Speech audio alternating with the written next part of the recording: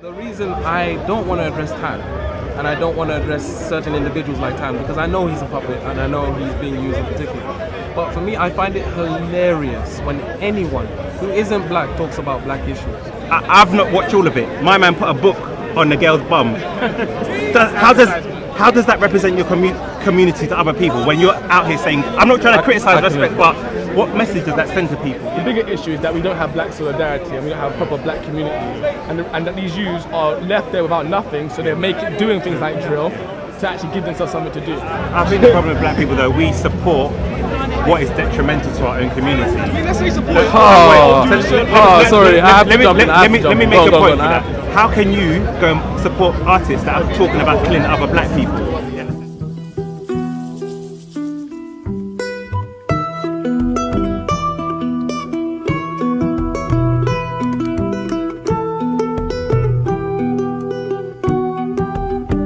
A lot of black youths take the situation.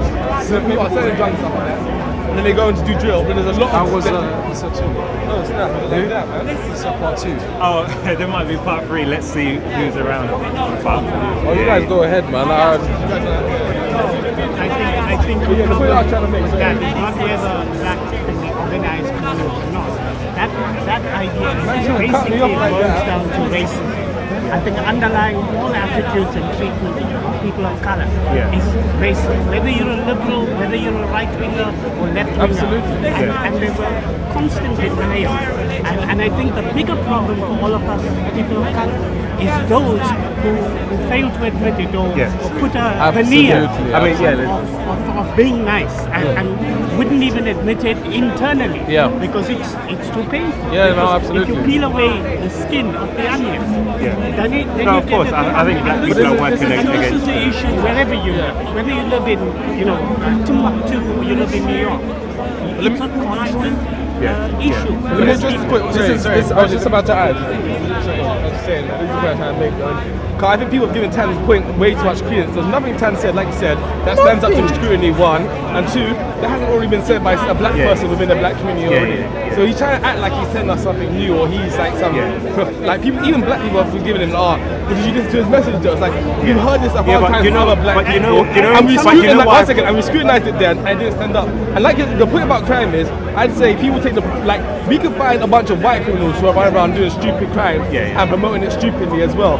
But no one comments on it. No one comments as though every white criminal is a member of the mafia. But you have black organized criminals too. There's several situations where you have black organized crime. So the whole point doesn't stand to any scrutiny at all. Can I quickly comment on it's not like it's an epidemic with any stupid criminals. Can I quickly comment on what you said in the sense of denial, right? The denial that this is happening to us. There's a lot of kind of like love because we feel powerless to this whole situation. Even myself, I felt myself deliberating. I genuinely, right, if he comes up to me, I'm going to punch him in the face. Because I need to signal a message to every youth, right, every person of color growing up that this isn't acceptable. If you are abused, you fight out. You stand for yourself. Because the truth is, I've spoken to certain people, like the authorities, like certain authority figures, and they said that he's treading a line between Philippines. No, I've read the laws. He's breaking the law. He's acting lawlessly. So if he's going to come and act lawlessly to me, that's my problem. But just to further touch up on what you said in particular, we talk about white crime supposedly being organized, right? Not really. We have drugs on our streets, right? These drugs are complementing the problems of broken families within white communities. Because of these broken families, we have girls who are out there 11 o'clock, 12 o'clock at night, and then they're getting groomed. No one wants to talk about that. No one wants to talk about the white organized crime that affects white communities. So when people say, hey man, why don't you just look at your culture? What? People in glass houses? People in glass houses? You see white organized crime even at the corporate level. If you look at all of the opioid crisis in the US. Of course. How many deaths a day?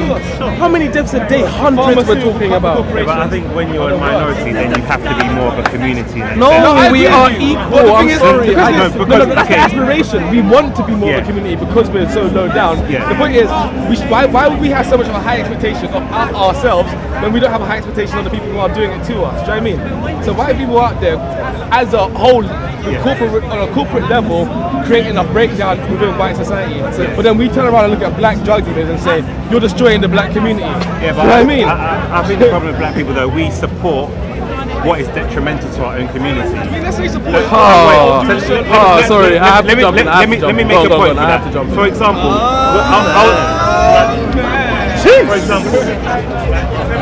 let's say drill music and certain negative music.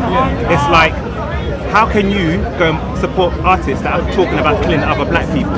You understand? So, now this is, but let me make my point, because my thing is this. It's like, imagine if you have a family and your family is like susceptible to diabetes.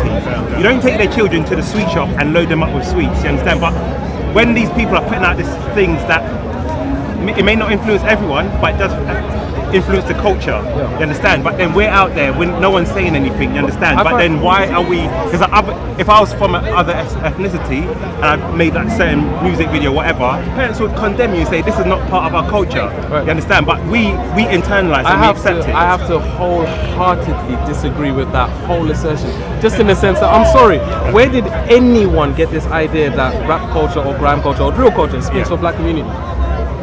Wait, it influences a lot of young people. No, it doesn't. I would argue otherwise. How many black people do you see that dress like drill artists?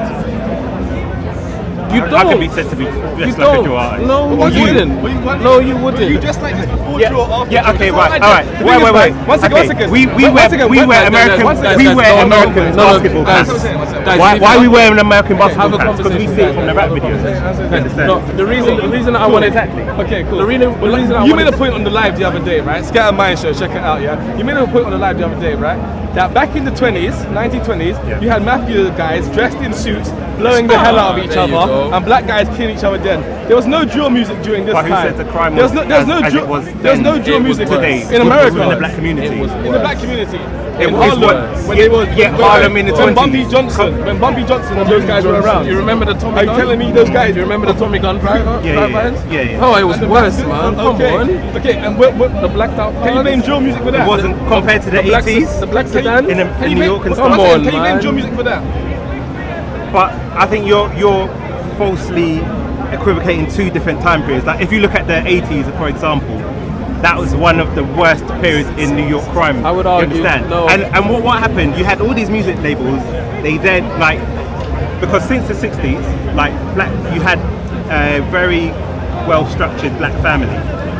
Since after then, the black family has kind of denigrated into more single families. All families. But it's no. Chicken and eggs. Yeah, exactly. No. I agree with what he's saying. But this is my point. Then why do you endorse something that is negative for your community? That's my point. I didn't say it was the source, but you understand. It's like let me just make a point. Go on. That carnival video that respected on thing. I've not watched all of it. My man put a book on the girl's bum. How does that represent your community to other people when you're out here saying, I'm not trying to criticize respect, but what message does that send to people? You understand? That you're the lead. I mean, what isn't but people are going to take respect and what he's trying to do and trying to extrapolate that across the whole community. No, but I'm saying that's why I'm saying each individual has to think about how they come across, because you're working against stereotypes. At some point, hip hop was a representation of rebellion against the oppression. If you look at even in the early 80s, you had Public Enemy even before Life to Crew and so on, and you had a reaction against, right? No, that was later. Against a banning of it, because it questioned the entire oppressive structure in place. And then we have people who follow, hip hop artists who just co-opted for personal gain. So you have to separate. Can I say those people? I just need to make one. Go. And then I'll let you go. But the thing is, I think you make your point. Go on. Okay, let's go. Okay, one quick point I was going to make here was that during you're saying that the community endorses this. Well, you have to understand within the community, right? Quite often, what happens is in a lot of time in the community, a lot of this crime and stuff, this black market, ends up actually supporting a lot of legitimate people. Do you know what I mean? Whereas there's a lot of structures within the community which aren't so supportive, or the community aren't getting support from anywhere. So the community I agree with you, it might be bad, but they do tend to turn a blind eye sometimes to some of the black market activities that go on, because they see it as a support to the community when there's so many things that go against this community. And I'd say where are the actual institutions within the black community that are failing? Because really, the only reason why we have drill is because there's a vacuum, and these young youth have gone out and made a culture for themselves. And really, not only made a culture for themselves, made a way out of their situation. Because if they make enough views on YouTube, they can start making a living for themselves. And they don't have to do crime anymore. So the problem is, where are the other people or the black community to create structures for them? Why are we blaming drill for creating a structure for themselves? But I'm not blaming Should drill. we blame maybe the black church or the black communities in general for not doing enough in the black community? Can I also address the fact that this stigma and this situation about how supposedly the violence level was so epidemic that clearly labeled us as, you know, violent people?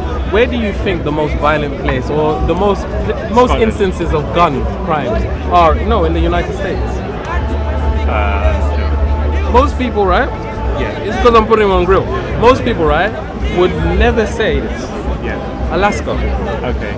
But Alaska has the significantly highest level of gun crime. Yeah, but would you ever associate black people in Alaska? Yeah, but the reason why I'll counter that argument is because the number one killer of black males under a certain age is homicide. Yeah. Where for the same age group for white people, it's car accidents. And I'll ask you. When we're talking about the greatest killer of black youth, are you talking about middle class black youth, are you talking about upper class black youth, or are you talking about working class black youth who are disproportionately affected by poverty? Which one are you talking about? Well, even if you factor in what do you call it, poverty. Like if we look at here, the poorest community is the Bengali community, poorer than black people, but their crime levels are not the same as us. I understand with black people we have certain different social structures that work against us, like institutional racism, and that's something, you know, people forget when they kind of look at the black community and where it's come from. But it's not just down to poverty, because even there's been a lot of studies where they've normalized for poverty and everything. So within the black community, crime is actually the same as other other ethnicities when they normalize everything. But violent crimes and homicide is still higher within the black community. Can you give me any actual numbers for that? Or I don't know, but there's a book called Free Economics, and they've done like a statistical analysis on it, where they were actually arguing in favour of black people, but they did notice that there were, when it came to like homicides and stuff like that, it was marginally higher. You understand? So that's why as a community we've got to kind of look at those issues and say, that's great. Big things that influence minds, we should be speaking out. But this is the exact ignorance that myself, Scarlett, and everyone else are trying to address. In the fact that when I asked you, are you talking about working class black people? Are you talking about middle class black people? Are you talking about upper class black people? Yeah. You then turned around and said, oh yeah, but even if you look over here, right? Yeah. And we were talking about America specifically. Yeah. Now, but we're here as well, so we can talk about that. No, I'll give you an example. Most of the, I put it to you, no worries. The census puts it to me that most of the people, right, who are in these prisons are what? Afro-Caribbean. Yeah. Not African immigrants, African Caribbean. Yeah. So if we want to get further into the details of that, we can talk about what the African Caribbeans have been through. Yeah. The systematic struggle that they've been through. Yeah. And then we can even look into America as well, right? Where we have a black community where everyone likes to label everyone as black, but forgets that the highest educated class with less crime than anyone else are African immigrants. 43%. And I asked you a simple question. Are you comparing all working class black people, right, and from disadvantaged backgrounds, right, especially, to all of the other black people who don't come from that same demographic? Yeah, I think obviously when you break down the black structure, you have to. Yeah, you have to. Like even in this country, there's a differential between like Jamaica, West Indians, and Africans in terms of educational achievements and in terms of incarceration with prisons. So obviously, I think it does go back to how the origins, for example, you had the Windrush generation where they were kind of more towards the lower class in terms of jobs and stuff like that, whereas Africans came in, they were more about education. Absolutely. So it's like when Africans first came in, everyone used to make fun of them, like, you know, they're this and that, but now it's like they're reaping the reward for that kind of perseverance in the educational setting. But I disagree with your analysis that the Windrush were the working class. A lot of the West Indians who came over on the Windrush were actually the people who could afford tickets and could get onto the boat, and were actually quite a lot of them were middle class. But then a lot of them were put into stuff like the NHS. They did a lot of the transport and stuff like that, so they weren't. They maintained the same family structures. Quite a lot of them. Quite a lot of us. If you look at any Caribbean family, the grandparents usually stayed together for a long time. They were part of the church. and they were all part of the same groups of the African communities where we come from. So I mean, but I think because like for me, I see black people as a whole. You know, I don't. So even when you look at within the West Indian, that is the biggest problem. Because if there's a problem in Scotland, it's Scottish. Yeah. It's not white people, it's Scottish. That's the biggest difference. Yeah. We're the only ones who collectively have to take responsibility. No, let me take that back. The only ones, plus Muslims, who have to collectively take responsibility for everyone in our diaspora, right? If the church abuses various people, it's the church. It's not the white priest, it's the church, right? And that's a good thing because it differentiates and it allows people not to generalize and stigmatize other people and be racist. But the problem is we do not see that in reverse. And African immigrants who come over here and do the work and are tax-paying citizens do not deserve to be lumped in to youths who unfortunately have made the wrong choices. But then the solution then becomes a lot harder. Because if you're not actually focused on the specific youths and you're just trying to focus on the whole black community, you're not actually targeting where the issue's coming from. But then because I'm from African background, sometimes like I see the African community, they look down on Jamaicans, for example, and I totally disagree with that because at the end of the day, even in America, there's a split between African Americans and Africans, but at the end of the day, as a black person, doesn't matter if you're from Jamaica or he will have the same experience, the same institutional, face the same issues. So whether you're a black Jamaican kid, I can relate to what you're going through. And I think it's having that awareness of not saying, okay, you're Jamaican and you do unto your... Then the problem is, how do you get individuals like you to make sure that it becomes the norm in our community?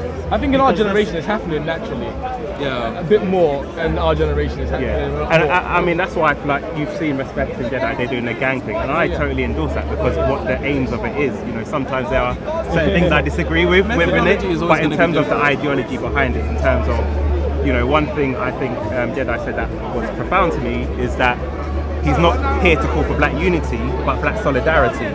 We all have our differences, and we're not here to be the same. I don't agree with you or agree with you, but when you stand in solidarity, it means you're supporting the other. You understand? You're trying to uplift them because sometimes, as a community, if you can't expect other communities to lift you up if you're not lifting up yourself within yourself. It's like workers. That's why, you know, the breakup of unions has been so bad for all of us because that kept us together and had a common goal against, a capitalist and we got to find some common ground like that to fight against together. The whole point it was made, wasn't it? To kind of stop the European powers from constantly being at war with each other and at each other's throats. In many African countries, there's a kind of attempt to we're saying again, there should be decolonization because colonization still continues in other forms even today. Definitely. So in school curricula, for example, in many countries, they're introducing ideas to decolonize, to get rid of all of the stereotypical images that are still contained in many textbooks. It's a really good one for that because he said that every time Africa is in the papers, Africa is in the news, it's Boko Haram, it's, you know, the white genocide in South Africa, it's, you know, the slavery in Libya. It's always this negative image of Africa, and people don't realize that there is aspects of Africa that is maintainable, it's livable. You can go there and have a 5-star holiday, and people do not understand that. And it's true, he almost said we need to rebrand ourselves so that people can understand, and again, more businesses will be a little bit more willing to invest, a lot more people will be willing to travel and understand the culture, and like you say, very slowly break down those stereotypes. But I think that's a work in progress. I think it's on its thing. I can feel it. But I think right now we're still in that stage. I think it's the young people, the youth, really, because older people, most of us are still living in the past. It's true. The young people who hold the future. And just coming to the point of solidarity, because I think that's the key point. Because I think a lot of time we get distracted with conversations about drill and things like that. And I agree with you. When you use the drill, it's not productive. Just to bring the conversation back to that, it's not productive. However, the bigger issue is that we don't have black solidarity and we don't have proper black communities, and that these youths are left there without nothing. So they're doing things like drill to actually give themselves something to do. So really, if we have to start focusing on our communities and doing all things in our own. That happens with white youths just the same. Exactly the same. Like you were saying, the families that came over on Windrush were one big family. I think and they stuck together. And if you haven't got that direction when you're this age, it's very hard. And the gangs are their family. and it doesn't matter. Obviously it's linked into like the breakdown of the family and stuff like that. A lot of No, but I was literally just as soon as Scarlett said it, I was like, I think this is something that's affecting all families. And the gentleman, rightfully so, came in and said this is affecting white communities as well. Yes, there is a breakdown of fundamental structures. Not white communities in general. It's those disenfranchised youth. It's those that don't have opportunities. It's still the poorest. It's still girls. It's still those that are marginalized. Whether you're white, black, or whatever color, it's the poorest that still remain the most. I find it funny how Danny Dyer, right, probably has the most money. Like he probably has more money than anyone in the middle class. But everyone will still associate him with the working class. He will never be anything but the working class. But it's because of the way he speaks, the way he identifies, the kind of culture that he's bred in, kind of thing. And like you said, there's a class division that's always been there. It's always been there. But they've just thrown race in the mix so that we can all scrabble at each other, which is interesting. But the thing is, I just want to say on a quick one before I kind of shoot off. For me personally, the reason I don't want to address Tan, and I don't want to address certain individuals like Tan, because I know he's a puppet and I know he's being used in particular. But for me, I find it hilarious when anyone who isn't black talks about black issues. Because I'm not being rude to Asian Americans, I'm not being rude to other demographics in America. Where would you be? Where would you be? Just in the sense that civil rights was something that got votes not just for black people, but got votes for everyone. Segregation wasn't just to get rid of the segregation between blacks and whites, it was the segregation between everyone. So when I hear other people talking about the black people's struggle as if they've had a coin in a race, a horse in the race, that's a horse in the race. A horse in the race. It just boggles me. It just boggles me the level of ignorance, the level of kind of like arrogance, and the lack of education, the lack of history. So in terms of Tan, these are points that we've heard from David Duke, the KKK. These are nothing new, none of them at all, nothing new. So for me personally, if my message to the youth would be, hear it, laugh, and go read some history, because then you'll realize just how pathetic this young man is. That's all I'd say. But that's all it is. Good talking to you guys. First time seeing the video. Yeah, cool. I am a bench league man on the side. That's all it is, boss. Attention seeker. I do. The thing is, he's desperate.